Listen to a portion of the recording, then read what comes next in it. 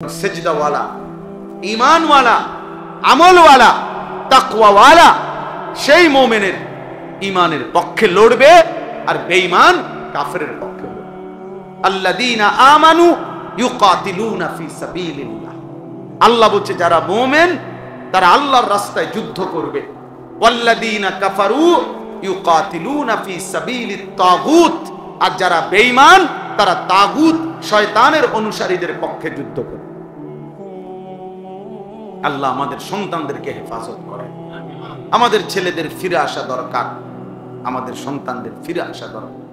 আপনারা অভিভাবক পর্যায়ের যারা আছেন, আপনারা আরো বেশি পরিমাণ স্ত্রী সন্তানের ঈমান, আমল, নামাজ, বন্দিগির প্রতি নজর বাড়ান, ফিকির করেন। ছেলের বিদেশ মূল বিষয় না, ছেলের নামাজ মূল বিষয়। ছেলের দোকান মূল বিষয় না, ছেলের সেজদা মূল বিষয়। ওর সাথে এটা বুঝাপড়া করেন, বাবা তোমার বিদেশ আমি দায়িত্ব নেন, আমার জিম্মাদারি না যে সুদে টাকা নিয়ে হলেও কিস্তিতে টাকা নিয়ে হলেও তোমার আমি বিদেশ পাঠাইতেই হবে, এটা আমি জিম্মাদার না বাবা। তোমার সেজদাওয়ালা বানানো এটা আমার জিম্মাদার। তোমার নামাজ, তোমার বন্দেগীর খেয়াল রাখা বিল্ডিং করে দেওয়া দায়িত্ব না, সেজদাওয়ালা নামাজের ফিকির করা দায়িত্ব। সন্তানকে যারা আল্লাহর কোরআন থেকে বঞ্চিত করছেন, তারা আপনার সন্তানের উপরে জুলুম করছেন।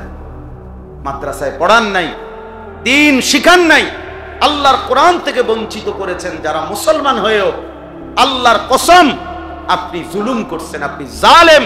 হাসরের ময়দানে জালেম হিসাবে আপনাকে আল্লাহর সামনে জবাবদিহি করতে হবে।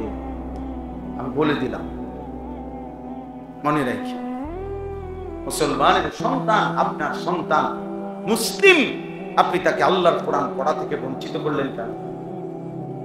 হ্যাঁ, আপনি মুসলমান, আপনার সন্তান মুসলমান, অথচ আল্লাহর কোরআনের একটা লাইন, একটা পৃষ্ঠাও দেখে দেখে পড়তে পারে না। ঘটনাটা কি? আপনি কি জাতের মুসলমান? আপনার জিফুত কি জাতের মুসলমান? হ্যাঁ, নিজেই কি হইলেন আর সন্তানদের কি বানায়? কারণটা কি? আল্লাহর কোরআনকে প্রত্যাখ্যান করলেন কেন? বাংলা বইকে এত বুঝলেন, অঙ্ক বইকে এত বুঝলেন, হ্যাঁ, ইংরেজি বই এতটা বুঝলেন। একটা রিক্সাওয়ালা, ঠেলাওয়ালা, কুলিওয়ালা, দিন মজুর, আপনিও বুঝেন যে বাংলা দরকার, অঙ্ক দরকার, ইংরেজি দরকার। আপনি এটা কেন বুঝলেন না? তার চাইতে কোটি গুণ বেশি আল্লাহর কোরআন দরকার। কি দরকার না? কথা বলেন না, দরকার না? কিন্তু সেটা থেকে বঞ্চিত করলেন কেন? দিন থেকে বঞ্চিত করলেন কেন? নামাজ থেকে বঞ্চিত করলেন কেন? কোরআনুল কারীমের মধ্যে আছে, আল্লাহ তাআলা বলছেন, ওয়া'মুর আহলাকা বিস-সালাহ, আপনি আপনার পরিবারের সদস্যদেরকে নামাজের আদেশ করুন। কোরআনুল কারীমে আল্লাহ তাআলা বলছে, উতলু মা উহিয়া ইলাইকা মিনাল কিতাব, হে নবী, আপনার উপরে আমি যে কোরআন নাযিল করেছি আপনি তা আমার বান্দাদের সামনে শুনান, পড়েন, তেলাওয়াত করেন। তো নবী সাল্লাল্লাহু আলাইহি সাল্লাম উম্মতকে কোরআন শিখাইছেন, সেজদা শিখাইছেন, আখিরাত শিখাইছেন। তা আপনি সেই নবীর উম্মত হয়ে আপনার সন্তান, আপনার পরিবার পরিজনকে আখিরাত শিখাবেন, সেজদা শিখাবেন, কোরআন শিখাবেন। সেটাই তো নবীজির সাথে আপনার সম্পর্ক, সেটাই তো রাসূলুল্লাহ সাল্লাল্লাহু আলাইহি সাল্লামের অনুসরণ। আপনি দাবি করেন নবীজির উম্মত, দাবি করেন নবীজিকে ভালোবাসেন, অথচ স্ত্রী সন্তান কারো ঈমান, আমল, ইবাদত, নামাজ, বন্দিগি কিচ্ছুর কোনো পরোয়া নাই। শুধু টাকা, শুধু বাড়ি, শুধু ঘর, শুধু বিল্ডিং, শুধু বিদেশ, শুধু দালান, শুধু আরো কিস্তি, আরো লোন, আরো টাকা। এই ছিল মুসলমানের দায়িত্ব। আল্লাহ আমাদেরকে বুঝার তৌফিক দান করেন। এই জন্য চারিদিকে মাদ্রাসা, চারিদিকে মাদ্রাসা। এই জামানায় কমপক্ষে মুসলমানরা কোনো জবাবদিহি করতে পারবে না হাসরের ময়দানে। একটা সময় ছিল হয়তো 50 মাইলের ব্যবধানে, 100 মাইল দূরে হয়তো মাদ্রাসা ছিল। আমাদের পরিচিত একজন মনোহরগঞ্জের আলেম, উনি বলছেন সকালবেলা প্রত্যেক দিন 17 কিলোমিটার পায়ে হাইটা 17 কিলো পায়ে হাইটা মাদ্রাসা যাইতেন, আবার ছুটি হইলে বিকাল বেলা 17 কিলোমিটার পায়ে হাইটা বাড়িতে আসে। এক জমানা এমন ছিল। এখন 17 কিলোমিটার দূরে যাইতে হবে? কথা বলেন না কেন? তাইলে কিসের কারণে ছেলেটাকে দিন শিখাইতে পারলেন না? কিসের কারণে আমনের সূরা কেরাত অশুদ্ধ রয়ে গেল? চাচা, আপনাদের যাদের সূরা কেরাত দোয়া কালাম অশুদ্ধ, তাদের তো নামাজও অশুদ্ধ। যার কোরআন শরীফ তেলাওয়াত শুদ্ধ নাই, তার নামাজ কোনোদিনও হয় না। কোন নামাজ, কাবা শরীফের সাদেও যদি নামাজ পড়ে, একের কাবা ঘরের ভিতরেও যদি নামাজ পড়ে, তার নামাজ হবে না, হবে না, হবে না, হবে না, হবে না। আমি বলব, এবার জোয়ান হন আর বুড়া হন, 90 বছর হোক আর 900 বছর হোক আপনার বয়স, আপনাকে আপনার সূরা কেরাত শুদ্ধ করতে হবে। পুরা কোরআন শুদ্ধ না, ঠিক আছে, আপনি যে দূর সূরা কেরাত নামাজ পড়তে লাগে এর দূর ঠিক করবেন, এর দূর ঠিক করবেন। যদি বলেন সম্ভব না, না, অসম্ভব কোনো বিষয় আল্লাহ আদেশ করতে পারে না। আল্লাহ বলছে শুদ্ধ করো, অথচ আমনে কোন অসম্ভব, তাহলে তো এটা আল্লাহর উপরে এই অপবাদ দিলেন যে আল্লাহ আমাকে অসম্ভব বিষয়ের জন্য কি করছে, বাধ্য করছে, আর আল্লাহ এমনটা করতে পারে না। তাহলে বোঝা গেল সম্ভব। সম্ভব কি না বলেন? আপনি কি কারণে আপনার চোখের সামনে মাদ্রাসা, এখানে মাদ্রাসা, ওইখানে মাদ্রাসা, চারিদিকে মাদ্রাসা, চারিদিকে আলেম আছে, চারিদিকে হুজুর আছে, চারিদিকে হাফেজ সাহেব আছে, মসজিদের ইমাম আছে, মসজিদের মুয়াজ্জিন আছে, চতুর্দিকে মাদ্রাসার নুরানির শিক্ষক আছে, হেফজখানার উস্তাদ আছে, এতগুলো আল্লাহর বান্দা থাকতে আপনি আল্লাহর কোরআন অশুদ্ধ নিয়ে, কোরআন অশুদ্ধ নিয়ে কবরে কেমনে গেলেন? আপনার শরম লাগে না? আপনি কেমনে দাঁড়াবেন?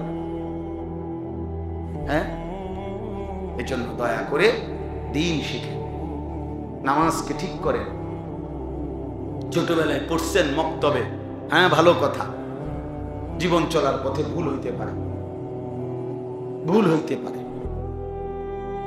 আবার শুধরাইলে কোনো সমস্যা। আমি এই গত বছর রাত্রে 1:30 বাজে আমার খুলনার হযরত, বাংলাদেশের বড় বুজুর্গ, অনেক বড় একজন আল্লাহ ওয়ালা, আমার অন্যতম একজন মুরব্বী আরিফ বিল্লাহ হযরত মাওলানা মুফতি নুরুল আমিন সাহেব, রাত 1:30 বাজে হযরত আমার বাসায় মেহমান হিসাবে ছিলেন। আমি রাত্রে 1:30-2টার দিকে একাকী হযরতকে বললাম, হযরত আমি নামাজের রুকু সেজদা দেই, আপনি আমার একটু ঠিক করে দেন, দেখেন কোনো ত্রুটি আছে কিনা আমার নামাজে। হযরত পুরা নামাজ দেখে রুকুর সময় বলছে যে রুকুর এই হাত যে সোজা ধরে এভাবে, এটা একটু বাঁকা হয়ে যায়, এটা সোজা করেন, তাহলে এটা আমি ঠিক করছি।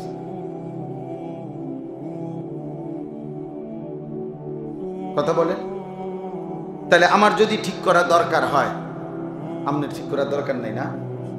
আপনার কোনো ভুল নাই, তাহলে এটা উচিত ছিল না একজন আলেমকে দেখানো যে হুজুর আমার ওযুটা হয়নি, কত সামসে আমার রুকুটা হয়নি, আমার সেজদাটা হয়নি। হতে পারে সামান্য একটু বেখেয়ালির কারণে আমি হয়তো অজান্তে আমার সবটা নামাজ কি হয়ে গেছে, বাদ হয়ে গেছে। তখন একটু যদি আমারে ধরাই দিত, হয়তো আমার এটা আজীবনের জন্য কি হয়ে যাইতো, ঠিক হয়ে যাইতো, সহজ ছিল। এই জন্য আমি অনুরোধ করি, দিন শিখেন, এই ইসলাহি মজলিস ধারাবাহিক করেন, জুম্মার বয়ান ধারাবাহিক শুনেন, ওলামায়ে কেরামের কাছে নিয়মিত আসা যাওয়া করেন। স্কুল পড়ুয়া, কলেজ পড়ুয়া ছেলে, তোমাদের কাছে বলি ভাই, বৃহস্পতিবারে পড়ো, একটু শুক্রবার দিন একটু সময় বাহির করো, শনিবার দিন একটু সময় বাহির করো। ব্যবসায়ী ভাই, আপনি একটা সময় বাহির করেন। বয়স্ক চাচারা, আপনারা আপনাদের ইমাম সাহেবের সাথে সম্পর্ক করেন।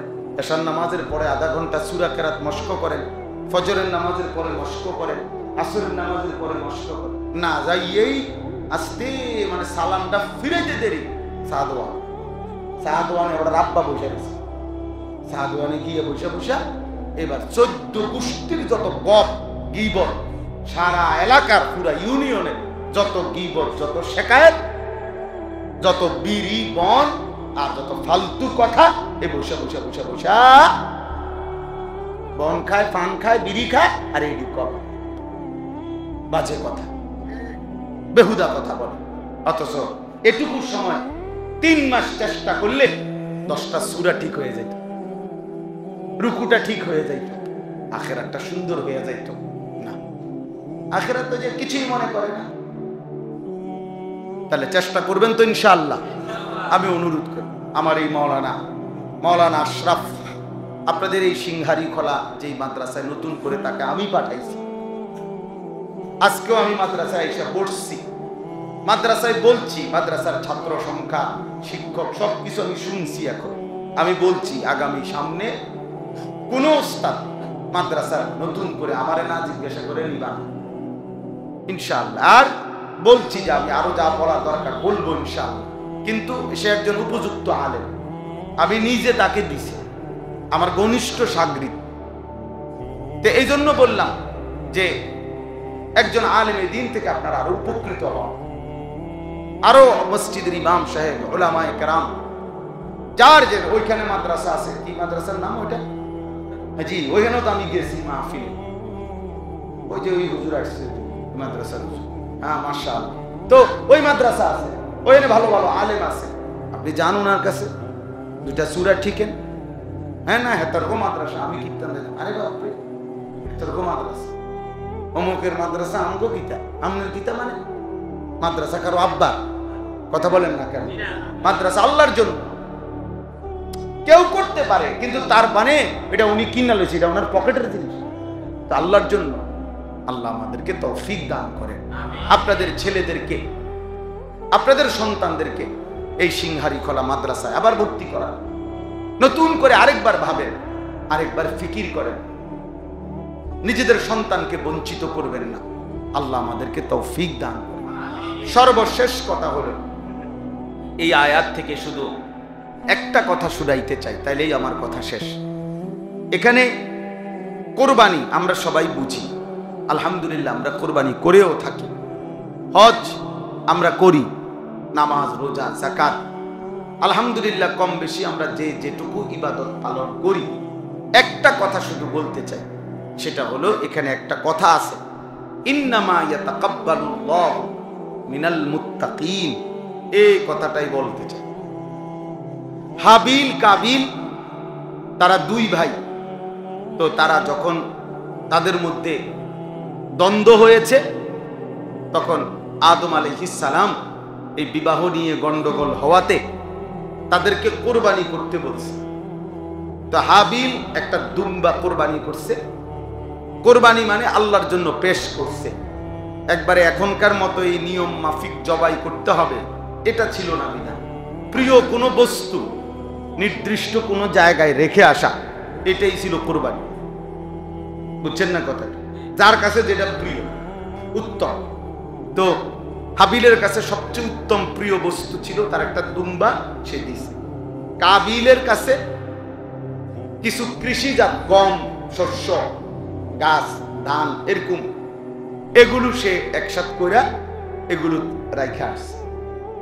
তো দেখেন, আল্লাহ তাআলা তখনকার সময়ে বিধান ছিল আসমান থেকে আগুন আইসা যার রেখে যাওয়া কোরবানি প্রিয় বস্তু জ্বালায় দিবে, তারটাই গ্রহণযোগ্য। আর যারটা জ্বালাবে না, পড়ে থাকবে যেমনি আছে এমনি, তারটা কি হয় নাই, কবুল হয়। আচ্ছা, একটাবার চিন্তা করেন চাই যে আমগো অবস্থা যদি একটু রাখেন, একটু এই কথাটাকে চিন্তা করি। হ্যাঁ, আমরা কোরবানি করবার পরে রাইতে ঘুমাইয়া যদি সকালে গিয়ে আরেকবার সবাই চেক দিতাম যে কার কার গরু জ্বালাইছে আর কারটা জ্বালাইছে না, কি বেজ্জতিটা হইল হইলে, তখন পুরা গ্রাম শক্তি মানুষে বলতো লম্বা লম্বা কথা কও, হ্যাঁ গপ মারতে সময় তো একবারে দুনিয়া লইয়া গপ মারো, তখনই তো প্রমাণ হয়ে গেছে বেটা তোর অবস্থা কি বাটপার, ওই যে পরে রয়েছে তোরটা জানা। আল্লাহ দয়া করে আমাদেরকে কত বড় ইহসান করেছে, ইহসান করেছে। তো বলতেছিলাম, কাবিল তার কোরবানি কবুল হয় নাই, হাবিলের কোরবানি কবুল হয়েছে। এখানে একটা লক্ষণীয় বিষয় হলো, শুধু এই কথাটা বুঝাইতে চাই, হাবিল দুম্বা কোরবানি দিছে মানে রাখে আসছে, কাবিল কিছু ফসল রেখে আসছে। তাহলে মূলত দুম্বা নাকি ফসল এটার ভিত্তিতে কবুল না, যে এবারটা দুম্বা দেওয়াতে কবুল হয়েছে আর হেবটা ঘাস রাখাতে বা ফসল রাখাতে কবুল হয় নাই, বিষয়টা কি না, এর ভিত্তিতে না। বরং এখানে এই দুই কোরবানির মধ্যে কার কোরবানিতে তাকওয়া ছিল, গুনাহ মুক্ত ছিল, এইটা হলো মূল বিষয়। হাবিলের শতভাগ সে গুনাহমুক্ত ছিল। হাবিল এমন কোন দাবি করে নাই যেটা আল্লাহর বিধানের পরিপন্থী। হাবিল এমনটা চায় নাই যেটা নবীর বিরোধী। হাবিল এমনটা চায় নাই যেটা মা বাবার আদেশের বিরোধী। বরং কাবিল বলছে আমি আমার সাথের বোনটাকে বিবাহ করব, আমার এর প্রতি আমি আসক্ত। তো এই সাথের বোন বিয়ে করবে, এই কথাটা আল্লাহর হুকুমের বিরোধী। কাবিল বলছে আমি আল্লাহর হুকুম মানি না, আমার নারী দরকার, এই বেডি দরকার। দুই, আদম আলাইহিস সালাম একজন নবী, নবী কিনা? তো এই নবী হিসেবে উনি বলছেন কাবিলকে তুমি এই বোন বিয়ে করতে পারবা না, তুমি হাবিলের সাথে বোন বিয়ে করবা। সে বলছে আমি নবীর বিধানও মানি না। তিন নম্বরে আদম আলাইহিস সালাম একজন বাবা, কাবিলের বাবা কিনা? তো একজন বাবা তার সন্তানকে বলছে যে তুমি এমনটা করো না, সে বলছে আমি বাবার কথাও মানি না।